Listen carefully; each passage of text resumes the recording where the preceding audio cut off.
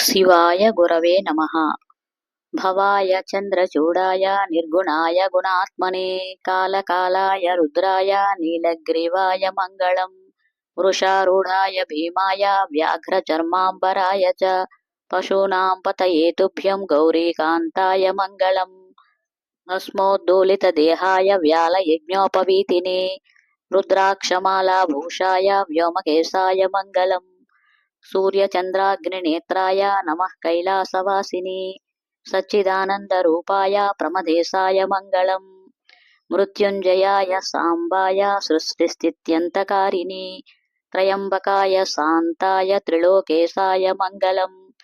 गङ्गाधराय सोमाय नमो हरिहरात्मने उग्राय त्रिपुरघ्नाय वामदेवाय मङ्गलम्. सद्योजाताय सर्वाय भव्यज्ञानप्रदायिने ईशानाय नमस्तुभ्यं पञ्चवक्त्राय मङ्गलम्. सदाशिवस्वरूपाय नमस्तत्पुरुषाय च अघोराय च घोराय महादेवाय मङ्गलम्.